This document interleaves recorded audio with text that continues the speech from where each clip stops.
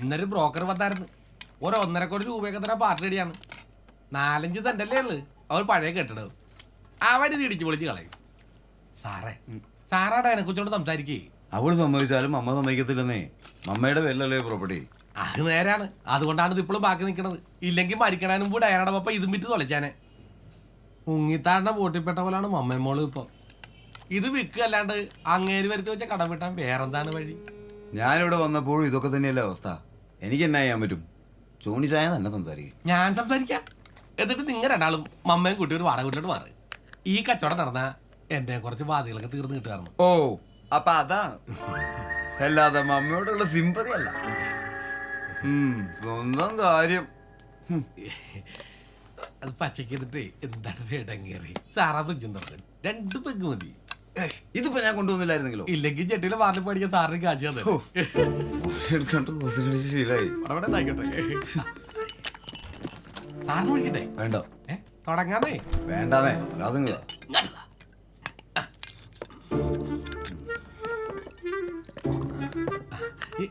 ഇതെന്താണ് സാറേ? എന്നാ ഒന്ന് പരിച്ചു തോന്നോ? ഇതും അടിച്ചേച്ച് ലില്ലിക്കുട്ടീനെ അടിച്ചു തന്നാ സംഗതി. അത്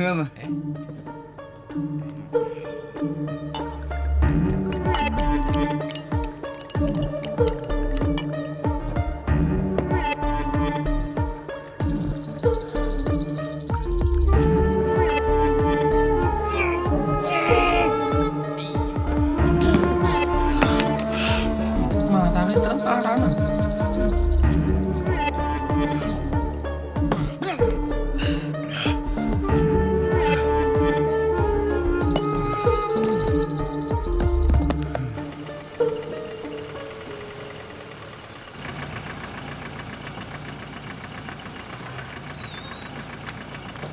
ശരി എന്നാ, ഗുഡ് നൈറ്റ്. ആയിഷു, എന്തൊക്കെയുണ്ട് വിശേഷം? നാട്ടിലെത്തിയോ? ആണോ? ആഹാ, എന്തേലും കഴിച്ചോ? ഇല്ല മോളെ. ഇത് കഴിച്ചോ. അമ്മക്ക് എങ്ങനെയുണ്ട്? കുറവുണ്ട്. ഇവിടെ പറഞ്ഞ എന്നിട്ട് തിരിച്ചു പോകുന്നില്ലേ ദുബായിക്ക്? ഇല്ലെന്നേ, ഇനി നാട്ടിൽ തന്നെ കൂടാന്ന് വെച്ചു. ഒന്നുമില്ല, ആ ജോലി മടുത്തു. തീരെ ക്രിയേറ്റിവിറ്റി ഇല്ല. പിന്നെ എൻ്റെ യൂട്യൂബ് ചാനൽ ഇപ്പോൾ ഭയങ്കര ട്രെൻഡിങ്ങാ. ഐഷൂസ് വ്ലോഗ് നീ കാണാറുണ്ടാവൂല്ലേ? എനിക്കിപ്പോൾ ഭയങ്കര ഫാൻസാ. അതുകൊണ്ട് ഇതിൽ കോൺസെൻട്രേറ്റ് ചെയ്യാന്ന് വെച്ചു. ആവശ്യത്തിന് കാശ് നാട്ടിൽ തന്നെ ഉണ്ടാക്കാം. പിന്നെ മിഥുൻ്റെ ചാനലിൽ ഫ്രീലാൻസിങ്ങും ഉണ്ട്. അത് നന്നായി. ഇനിയിപ്പോൾ നമുക്ക് ഇടയ്ക്ക് കാണാലോ. തീർച്ചയായും. നിന്റെ വിശേഷങ്ങൾ പറ. കുറേ ഉണ്ട്, അതൊക്കെ നേരിട്ട് കാണുമ്പോൾ പറയാം. ഞാൻ വിളിക്കാം നിന്നെ. Good night.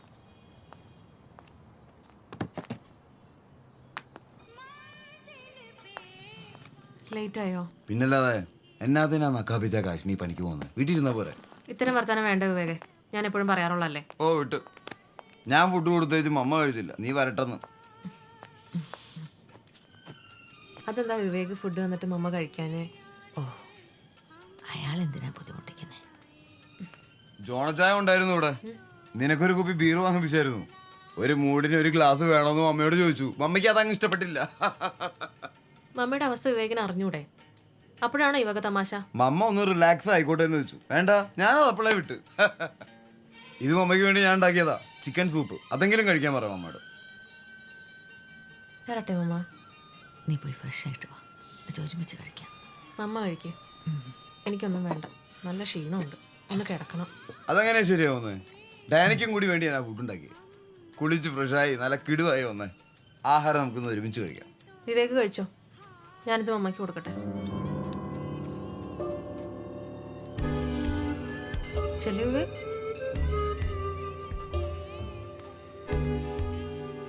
സോറി മമ്മ. എനിക്ക് അവളുടെ പ്രസൻസ് ഒട്ടും പിടിക്കുന്നില്ല മോളെ. ഞാൻ എന്ത് ചെയ്യാനാ മമ്മ? എങ്ങനെയാ ഞാൻ അയാളോട് പറയാ? മമ്മയ്ക്ക് എല്ലാം അറിയാവുന്നതല്ലേ. എങ്ങനെയുണ്ടായിരുന്നു നിന്റെ ഷൂട്ടിംഗ്? എന്ത് ഷൂട്ട്? ആസ് യൂഷ്വൽ, ഒരു ഡയലോഗ്. ശരി സാർ, യെസ് സാർ, അത്ര തന്നെ.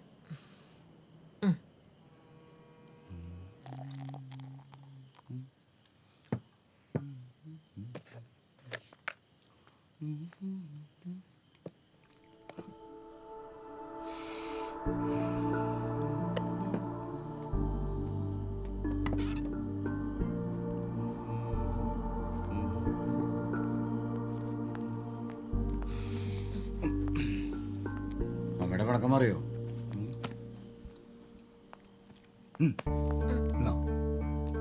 ഇത് കൂടി നിനക്ക് വേണ്ടി ഒഴിച്ച.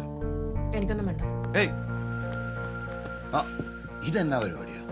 കുളിച്ച് ഫ്രഷായി ഇതാ ഇതിട്ടുണ്ട്. എനിക്കൊന്ന് ഉറങ്ങണം. ഉറങ്ങിക്കോ, പക്ഷെ എന്റർടൈൻമെന്റുകളൊക്കെ കഴിഞ്ഞിട്ട്. ദേ, ഇന്ന് എനിക്ക് ഒന്നിനും വയ്യ. അങ്ങനെ പറഞ്ഞ എങ്ങനെയാ? 3-4 ദിവസമായില്ലേ പോയിട്ട്? അവിടെ എന്താ ഭാര്യ ഒന്നിനും സമ്മതിക്കത്തില്ലേ? അതൊരു വഴിപാടല്ലേ മോളെ? ഉം. അതുപോലാണോ നീ? You are something very hot and soft. വേണ്ട, സുഖിപ്പിക്കണ്ട. എണീറ്റേ ചെല്ല്, എഴുന്നേൽക്ക്. വിട് ഇങ്ങോട്ട് എണീറ്റേ. വിവേക്. കുളിച്ച് ഫ്രഷായിട്ട് വാ. മടി. എന്നാ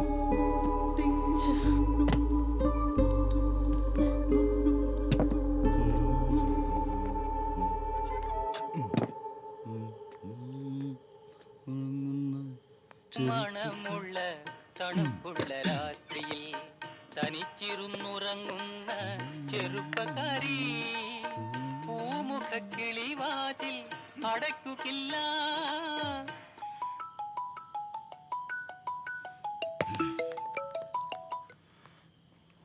ഹലോ, വിവേകേട്ടൻ വല്ല ലേഹ്യം പുറത്ത് മറന്നു വെച്ചായിരുന്നോ? എന്നാ ലേഹ്യം അത്? മോളെടുത്ത് കഴിച്ച അവള് തൂറ്റലോട് തൂറ്റല. പാവത്തിന് ഇന്ന് ടോയ്ലറ്റിൽ നിന്ന് ഇറങ്ങാൻ നേരം കിട്ടിയിട്ടില്ല. അമ്മയ്ക്ക് നല്ല സംശയമുണ്ട് കേട്ടോ. വിവേകേട്ടൻ കഴിക്കുന്ന ലേഹ്യമൊക്കെ എന്നാത്തിനുള്ളതാന്ന് എന്നോട് ചോദിച്ചു. ഛേ, ആകെ നാണക്കേടായി. നീ ഒന്ന് ഫോൺ വെച്ച്. കൂടുതലാണെങ്കിൽ അവളെ വല്ല ഡോക്ടറെ അടുത്ത് കൊണ്ടുപോ. രാവിലെ ഞാൻ കഴിച്ചിട്ട് അലമാരയ്ക്കകത്ത് വെച്ചതാണല്ലോ. പിന്നെ ഇതിലേക്ക് എടുത്താണോ കഴിച്ചത്? ഇനി വെക്കാൻ മറന്നാ?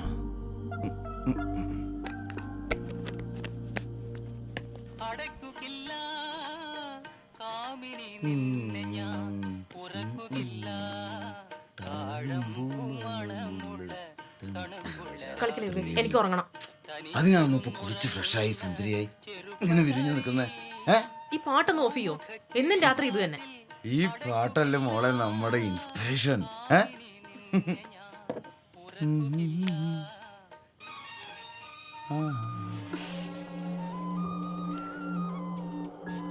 ഓ, ഞാൻ എപ്പോഴും പറയുന്നല്ലേ ഈ സ്മെൽ എനിക്ക് ഇഷ്ടമല്ലാന്ന്.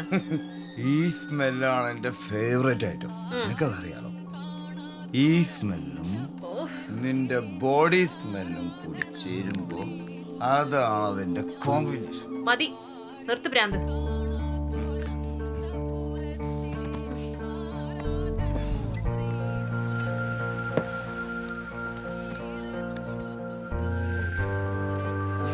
ഓരോ വട്ടം.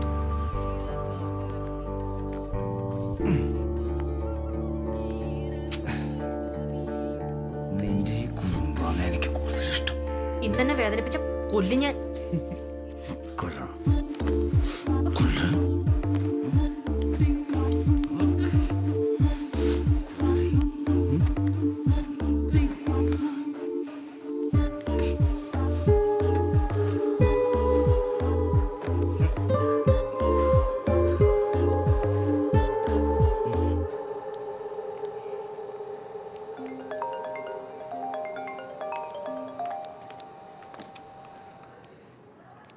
ഹലോ ദിവ്യ, ഞാൻ വിവേകാനന്ദൻ.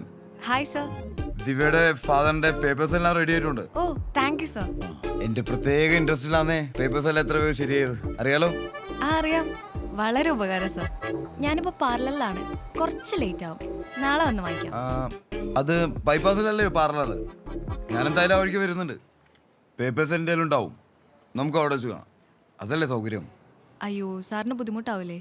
എന്നാ ബുദ്ധിമുട്ട്? നമുക്ക് കുറച്ച് സംസാരിക്കുകയും ചെയ്യാലോ. ലൊക്കേഷൻ അയച്ചാൽ മതി. Okay sir. ഈ ദിവ്യ ബ്യൂട്ടീഷ്യൻ. ഓ, ദിവ്യ മുരളീധരൻ അല്ലേ? ഇരിക്കൂ, വിളിക്കൂ.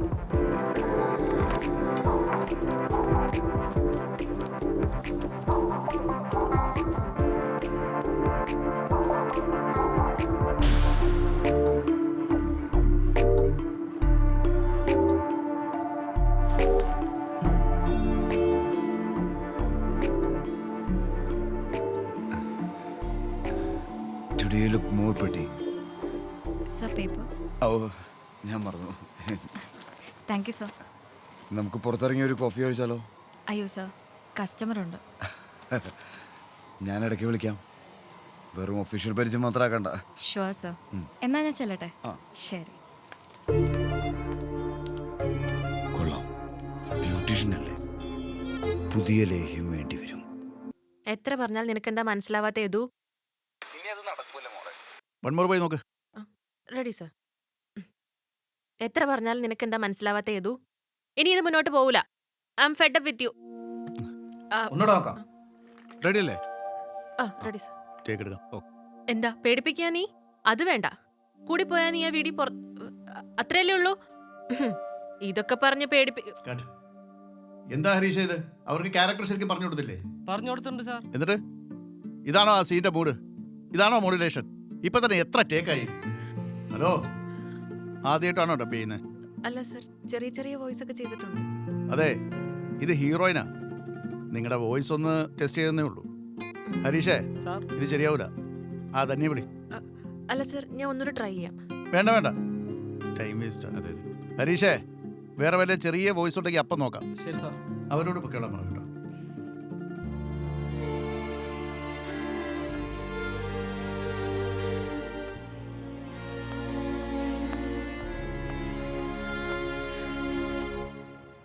ഐഷു, നീ എവിടെയുണ്ട്? ഞാൻ മിഥുന്റെ സ്റ്റുഡിയോയിലുണ്ട്. എന്താടി? ഞാൻ അതിൽ വരട്ടെ? എനിക്കല്പം സംസാരിക്കാനുണ്ട്. എന്താ നിന്റെ ശബ്ദം വല്ലാതെ? ആകെ അപ്സെറ്റാ. പറയാം. നീ ഫ്രീ ആണോ? ഇവിടെ തിരക്കാ. എന്നാലും നീ വാ, നമുക്ക് അപ്പുറത്തെ കോഫി ഷോപ്പിൽ ഇരിക്കാം. എങ്ങനെയാ പിടിച്ചെന്ന് എനിക്ക് അറിഞ്ഞൂടാ. എല്ലാരും കേൾക്കെ മൈക്കിൽ കൂടെ അയാൾ ഇൻസൾട്ട് ചെയ്തത്. പോട്ടടാ, വിട്ടുകളാ. ഒന്നും അങ്ങോട്ട് ശരിയാവുന്നില്ലല്ലോ ഐഷു. ഈ സമയം കൊണ്ട് വേറെ എന്തെങ്കിലും ജോലിക്ക് പോയാൽ മതിയായിരുന്നു. കോളേജിൽ പഠിക്കുമ്പോൾ മിസ് കൊച്ചിൻ, മിസ് കേരളയ്ക്ക് ബെസ്റ്റ് ഫോട്ടോജനിക് ഫേസ്, എല്ലാവരും കൂടെ ഇപ്പോൾ സിനിമയിൽ ഹീറോയിൻ ആവുമെന്ന് പറഞ്ഞ് പിരികേറ്റി. എത്ര ഓഡീഷന് പോയി, എത്ര പ്രൊഡക്ഷൻ കമ്പനിയിൽ കയറി ഇറങ്ങി. എത്ര നാളായി ശ്രമിക്കുന്നു. നടക്കൂലെന്ന് തോന്നിയപ്പോൾ നിവർത്തികേട് കൊണ്ടാ ഈ ചെറിയ റോളെന്നും പറഞ്ഞ് പോകുന്നത്.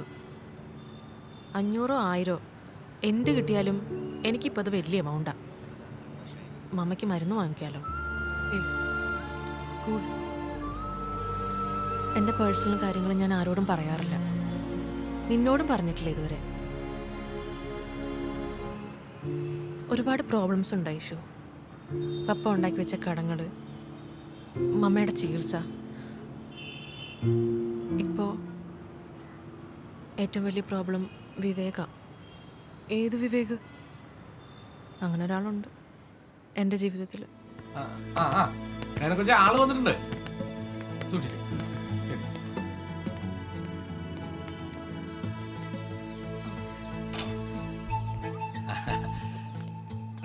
ഇതാണ് മോൾ ഡയാന.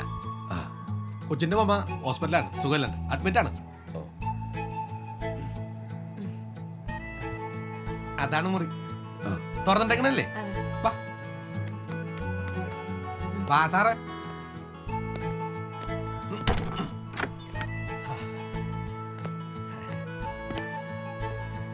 എല്ലാ സൗകര്യം ഉണ്ട് കേട്ടാ. ബാത്റൂം മാത്രം അപ്പുറത്താണ്. ഭയങ്കര കാറ്റാണ് കേട്ടാ. ഫാനൊന്നും വേണ്ട. ആ മോളെ, 6 മാസത്തെ അഡ്വാൻസ് 10,000 രൂപ പാടാ. പുള്ളി അമ്മയ്ക്ക്. പിന്നെ പുള്ളി വേറെ കാര്യം ചോദിച്ചു.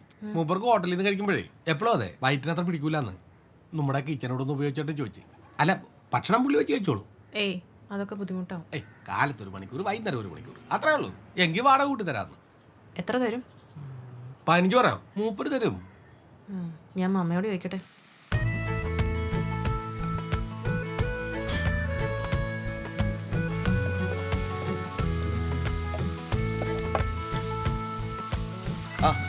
ഡാനിക്ക് എന്നാ കഴിക്കാനുണ്ട്? ഹേയ്, ഞാൻ ഉണ്ടായിക്കോളാം. അതെന്നാ ഞാൻ ഉണ്ടാക്കിയാൽ കഴിക്കൂലേ? ഹേയ്, അതുകൊണ്ടല്ല, ഉണ്ടായിക്കോ. ഇത് കഴിയട്ടെ.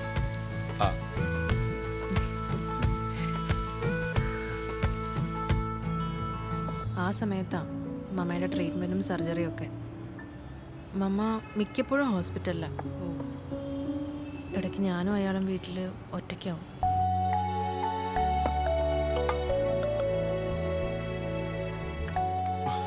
ഞാൻ കുറച്ച് മീൻകറി ഉണ്ടാക്കിയിരുന്നു. ട്രൈ ചെയ്ത് നോക്കി. എങ്ങനെയുണ്ട്? കൊള്ളാലോ, സൂപ്പർ. ആ